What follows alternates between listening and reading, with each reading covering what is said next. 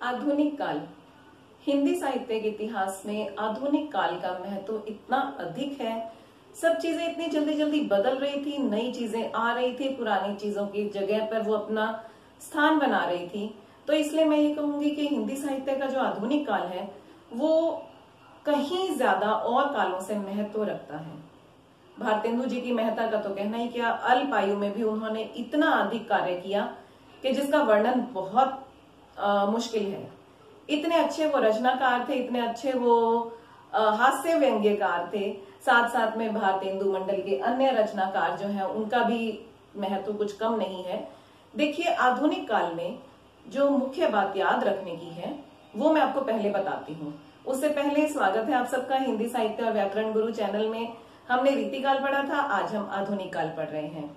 तो आधुनिक काल के विषय में जो मुख्य बात है, पहले हम गद्य साहित्य, क्योंकि आचार्य शुक्ल ने इसे गद्य काल कहा है, इसलिए पहले जो आधुनिक काल से पहले का जो गद्य है उस पर एक बार ध्यान दें।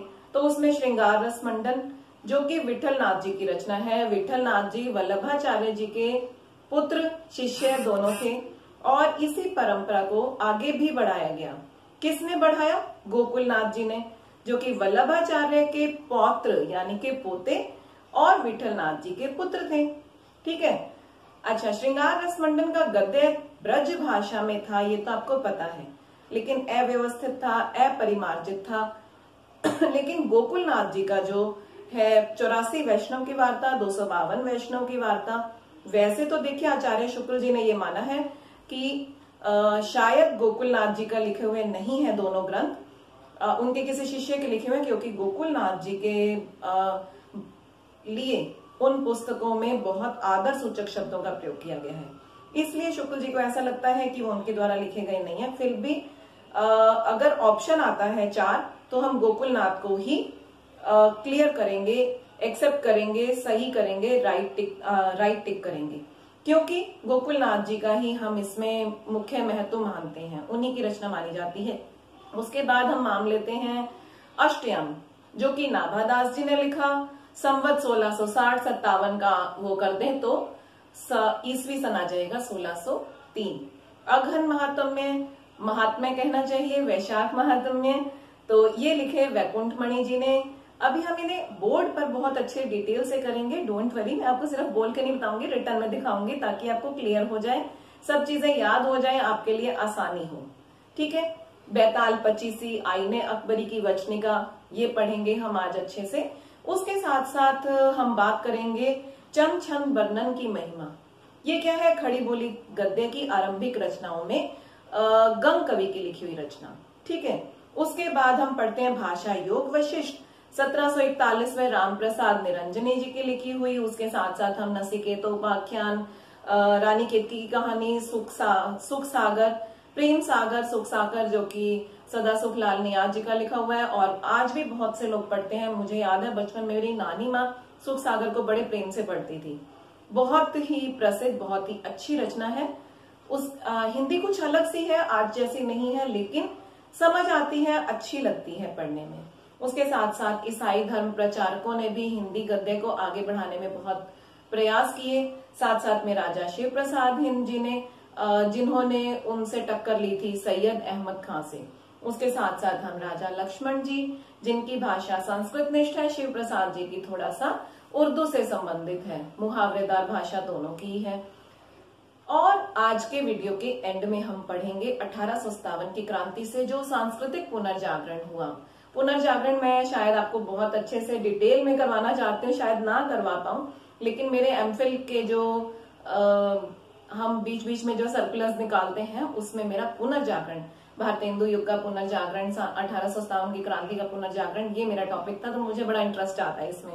जिस चीज पे हमने बहुत बहुत बहुत डीप स्टडी की हो उसको पढ़ने में हमें और भी ज्यादा मजा आता है।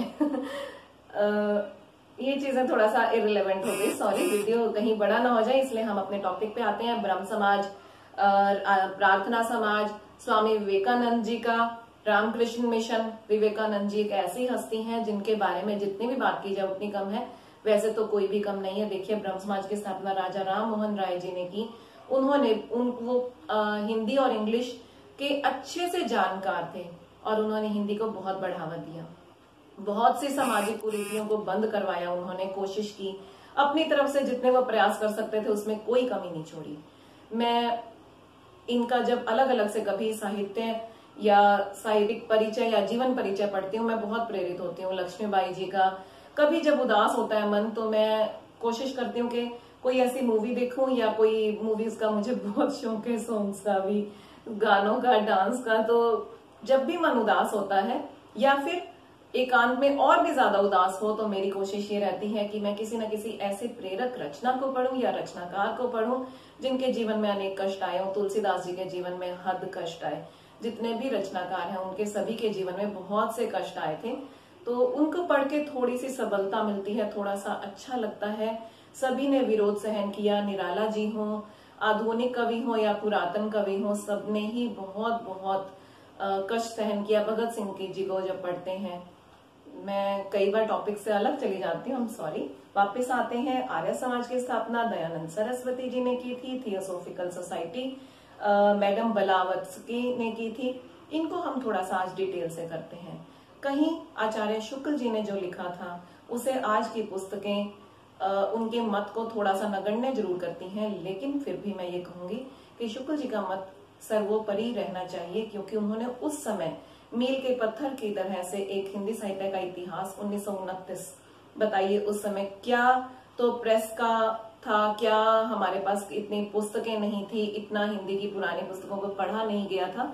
तो इसलिए मैं शुक्ल जी के महत्व को कभी भी अस्वीकार नहीं करूंगी, बल्कि उनके महत्व को मैं नमन करूंगी। आइए बोर्ड की तरफ चलते हैं और अब हम देखते हैं कि आधुनिक काल में मुख्य मुख्य ऐसी कौन सी बातें हुई जिनसे हम प्रेरणा भी ले सकते हैं और जिनकी जानकारी हमें होनी भी चाहिए। रोज नए पत्र निकल रहे हैं, अभावों के कारण उन पत्रों को बंद करना पड़ रहा है। हमारे वीडियोस पर ये बातों पर बहुत डिटेल में चर्चा की गई है। उसके अलावा जो पुराना गद्य था उसको नए में लाने के लिए अंग्रेज राज सुख साज सजे सब भारी, भारतेंदु जी ने लिखा है।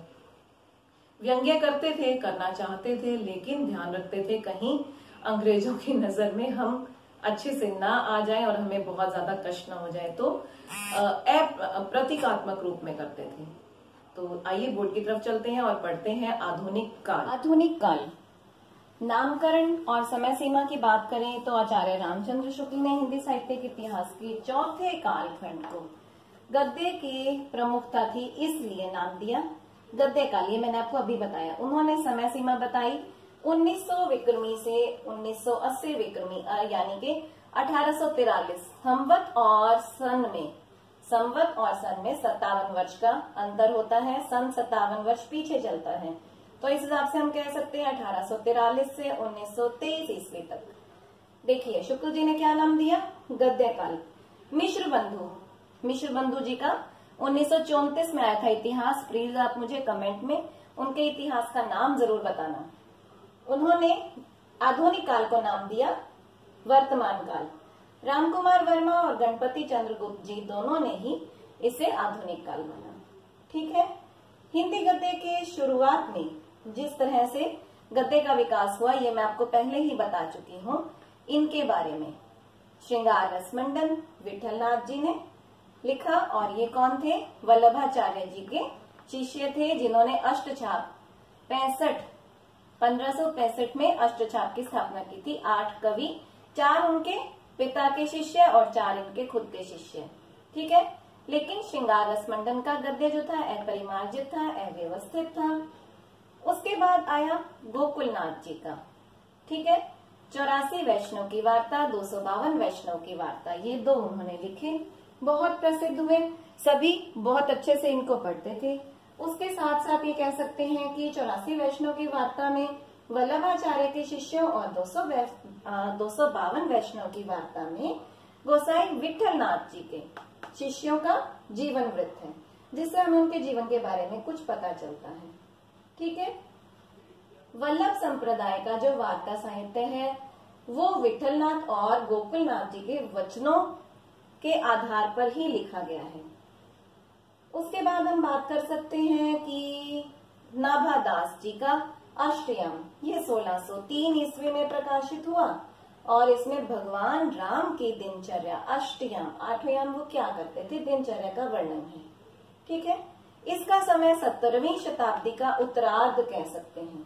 17वीं शताब्दी जब खत्म होने वाली थी।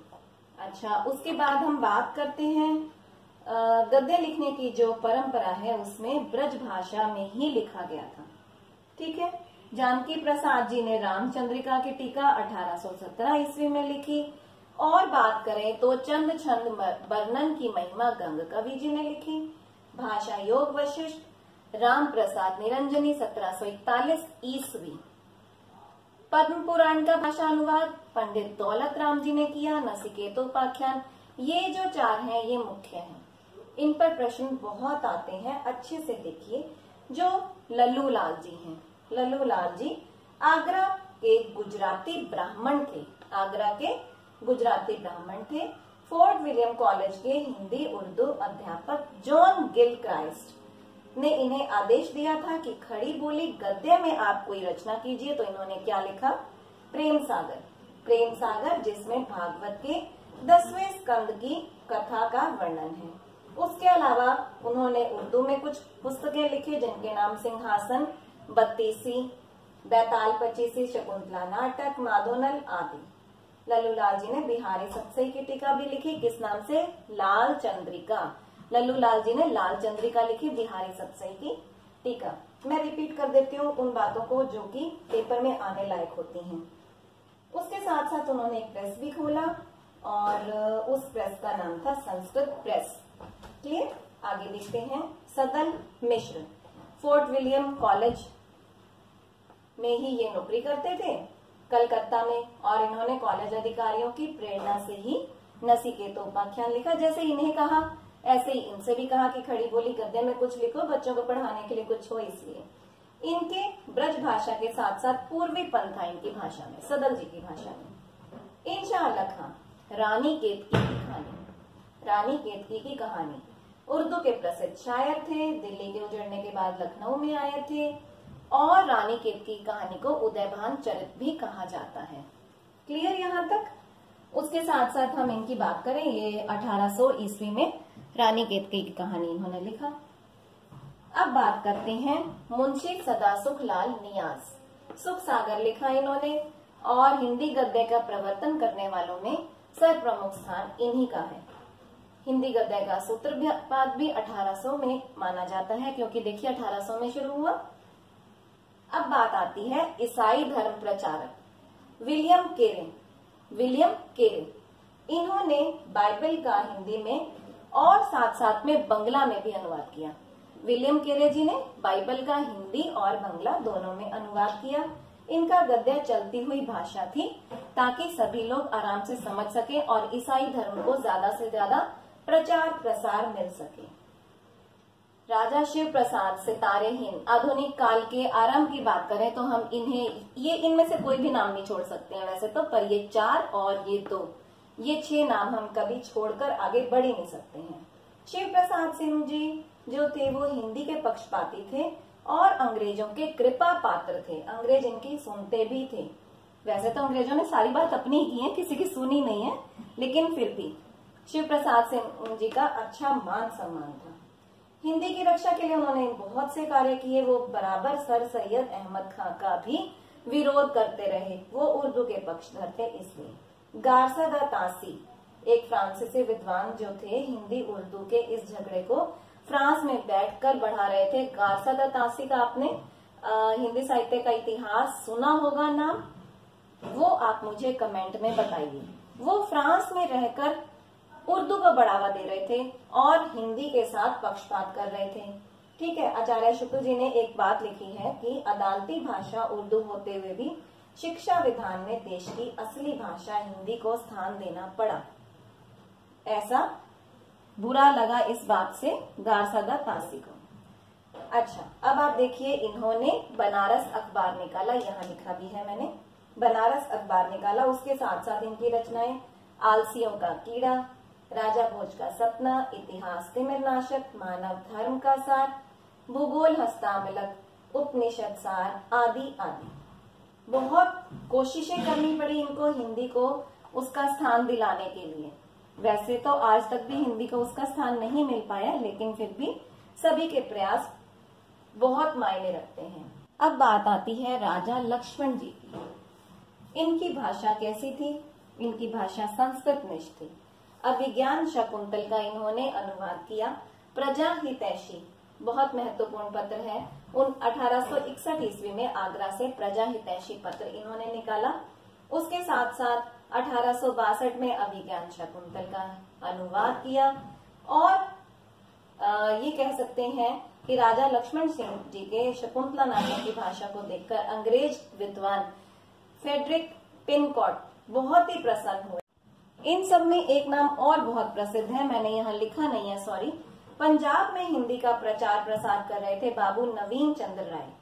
उर्दू के पक्षपातियों से उन्होंने बहुत संघर्ष किया, खासतौर पे जो पक्के दुश्मन है, मैंने अभी आपको बताया गारसा दत्तासी, वो फ्रांस में ही बैठे हुए थे और चिढ़ते रहते थे। वो नवीन बाबू को हिंदू कहते हुए हिंदी का विरोध और उर्दू का समर्थन करते थे। मैं यहाँ नाम लिखना भूल गई हूँ, सॉरी। नाम है इनका गारसा दत्तासी। मैंने अभी आपको बोला भी है कि कमेंट करके मुझे इनके इतिहास का नाम जरूर बताना। हिंदी साहित्य का पहला इतिहास किसका था, आप प्लीज मुझे बताइए, और उसका नाम क्या था। अब छोटी सी एक स्टोरी सुनिए कि 1857 की जो क्रांति है, सांस्कृतिक पुनर्जागरण है, उसमें क्या हुआ। 1939 में क्या हुआ, सिखों को पराजित करने के बाद सारे देश पर किसका राज्य हो गया, अंग्रेजों का। उसके साथ साथ अंग्रेजों के शासन में आपको पता ही है कितनी दिक्कतें सहन करनी पड़ी हैं हम सबको। इस कारण से 1857 में पूरी तरह से, आपने बहुत सी मूवीज, आपने बहुत सी बुक्स में पढ़ा ही होगा कि किस तरह से हमने 1857 की क्रांति की, और फिर धीरे धीरे उस क्रांति के बाद हमने धीरे धीरे 1947 तक की लड़ाई लड़ी। देशी राज्यों का विलय, अवध प्रांत का अंग्रेजी राज्य में समाहरण, लॉर्ड डलहौजी की नीति, ऐसी घटनाएं थी जिनसे जनता पर बहुत भार पड़ रहा था, बोझ हो रहा था, असंतोष फैला ही जा रहा था और सारी जगह पर क्रांति ही क्रांति फैल रही थी। कब तक कोई सहन करे। ऐसे में ईसाई धर्म प्रचार जो थे वो समाज की मान्यताओं का मजाक उड़ा रहे थे। हमारी मान्यताएं भी कुछ ऐसी थी, देखिए, विधवा विवाह नहीं कर सकती है, सती प्रथा जैसी थी। ऐसे में आरंभ होता है राजा राम मोहन राय, देवेंद्र नाथ ठाकुर, केशव चंद्र सेन, ईश्वर चंद्र जी, दयानंद सरस्वती, विवेकानंद आदि ऐसे महापुरुषों का जिन्होंने सामाजिक और राजनीतिक क्रांति में बहुत साथ दिया। अब आगे की बात देखिए, जैसे कि भारतेंदु जी ने अनेक सी ऐसी रचनाएं लिखी जिनसे समाज में क्रांति फैल रही थी। लोगों को समझ आ रहा था कि अंग्रेज हमारे साथ क्या कर रहे हैं, हमें ट्रेन दे रहे हैं, रेलगाड़ी दे रहे हैं, समाचार पत्र और प्रिंट मीडिया, साथ साथ में थोड़ा थोड़ा इलेक्ट्रॉनिक मीडिया भी बढ़ रहा था। लेकिन इन सबका क्या था, भारतीयों के सुख सुविधाओं के लिए या भारतीयों को आगे बढ़ाने के लिए नहीं था, ये सब अंग्रेजों के लिए था। भारतीय सांस्कृतिक जागरण, और हिंदी में हम कह सकते हैं ब्रह्म समाज, जिसकी स्थापना राजा राम मोहन राय जी ने 1828 ईस्वी में, प्रार्थना समाज केशव चंद्र सेन जी ने 1867 ईस्वी में, और रामकृष्ण मिशन विवेकानंद जी, यहाँ मैं लिखना भूल गई हूँ, सॉरी, आर्य समाज की स्थापना दयानंद सरस्वती जी ने 1867 में, थियोसॉफिकल सोसाइटी मैडम बलावत्स की। ये आपको मैं दोबारा से बहुत अच्छे से करवाऊंगी। ये बम्बई में हुआ, ये न्यूयॉर्क में हुआ। वैसे इसके ऊपर मैंने बहुत अच्छी वीडियो पहले भी बनाई है, लेकिन आप कहेंगे तो मैं एक बार इसको बहुत डिटेल में करने की जरूरत है। इसमें से प्रश्न भी आता है, नहीं भी आता तो भी ये हमारे सांस्कृतिक पुनर्जागरण की बात है, हमें पता ही होनी चाहिए। थियोसॉफिकल सोसाइटी जो है वो 1882 में अड्यार मद्रास, मैंने नहीं लिखा है, सॉरी, वीडियो लंबा होने का भी तो डर रहता है, मैंने सोचा था यहीं तक करवाऊंगी, लेकिन एक बार इसको थोड़ा सा देख लेते हैं। सन बहुत बार पूछे जाते हैं इनके। तो 1882 मद्रास में हुआ था। इसकी एक संस्था इंग्लैंड में थी, श्रीमती एनी बेसेंट। 1893 में वो भारत आई और सोसाइटी के विकास में तन मन धन से जुट गई। इसलिए आपको बहुत जगह पर ये एनी बेसेंट भी लिखा हुआ मिलेगा। इसकी स्टोरी है बड़ी इंटरेस्टिंग सी। एनी बेसेंट एक बहुत अच्छी लेडी थी। आर्य समाज की बात करें तो हिंदू धर्म और संस्कृति को आगे बढ़ाने के लिए इस संस्था ने बहुत काम किया। आज भी आप देखते हैं आर्य मॉडल स्कूल के नाम से बहुत से स्कूल खुले हुए हैं। स्वामी दयानंद जी जो है, इन्होंने सत्यार्थ प्रकाश भी लिखा, जो आज भी इस धर्म को मानने वाले बहुत श्रद्धा से पढ़ते हैं। आर्य समाज ने अवश्य हिंदी गद्य साहित्य को समृद्ध किया, ये बात कह सकते हैं। और इन सबका शॉर्ट में कहें तो भारतेंदु हरीशचंद्र जी से पहले जो हिंदी गद्य की 2 शैलियां थी वो क्या थी, एक तो उर्दू फारसी के शब्दों से युक्त खिचड़ी सी भाषा थी जिसका प्रतिनिधित्व कौन कर रहे थे, शिव प्रसाद सितारेहिन जी, और दूसरी थी संस्कृत निष्ठ शैली जिसका प्रतिनिधित्व कर रहे थे राजा लक्ष्मण सिंह जी। तो ये था आधुनिक काल। आशा करती हूँ आपको अच्छे से समझ आया होगा। अगर समझ आया है तो प्लीज मुझे कमेंट करके जरूर बताएं। अगर अच्छा लगा तो प्लीज लाइक भी कर दें। हाँ, इसके अंदर जो ज्ञान दिया गया है, जो प्रश्न बताए गए हैं, उनमें से एक आध पेपर में जरूर आ जाता है, एक आध से ज्यादा भी आ सकता है। तो अपना ध्यान रखिए, अपने पेपर की तैयारी इस लॉकडाउन में बहुत अच्छे से कर लीजिए ताकि आपको कल को एकदम से एग्जाम आते ही पढ़ना ना पड़े। बच्चों की ज्यादा प्रॉब्लम ये रहती है कि जैसे ही पेपर की डेट आती है वो बुक्स निकालते हैं। कॉन्टिन्यूस रहिए, 15 से 20 मिनट से लेकर 2 घंटे, 4 घंटे, 6 घंटे तब तक पढ़िए जब तक सिलेक्शन नहीं हो जाए। एक गलती और हम सभी करते हैं, नेट जेआरएफ को अपना टारगेट बना लेते हैं। पीजीटी टीजीटी के जो स्टेट वगैरह चल रहे हैं, आरएएस वगैरह राजस्थान में कुछ अलग है और जगह कुछ अलग है, उसको क्वालिफाई कर लेते हैं और शांत होकर बैठ जाते हैं कि चलो मुझे तो एक ऐसा सर्टिफिकेट मिल गया जिसके थ्रू मैं अप्लाई कर सकता हूँ। प्लीज अपने टारगेट को, सिलेक्शन को बनाइए। अपना टारगेट जो है, अपना लक्ष्य जो है, उसे सिलेक्शन को बनाइए। जब आप किसी चेयर पे बैठ जाएं, जब आप वाकई ये देख लें कि हाँ अब मैं कुछ बन गया हूं, मेरे हाथ में कुछ अर्निंग होने लगी है, तो ही अपने स्टडी को थोड़ा सा ढीला कीजिए। मैं तो कहूंगी कि तब भी मत कीजिए, आधा घंटा तो तब भी पढ़िए, चाहे आप कितने ही बड़े बन जाएं। कि आपने जो बच्चों को पढ़ाना है उसको आप पढ़कर पढ़ाइए तो बहुत अच्छा लगता है। मैं खुद पढ़ के ही पढ़ाती हूँ, तो सभी को यही मैं कहूंगी कि आप अपने आप को बेस्ट कीजिए ताकि आपको कोई पीछे रख ही ना सके। Thank you, best of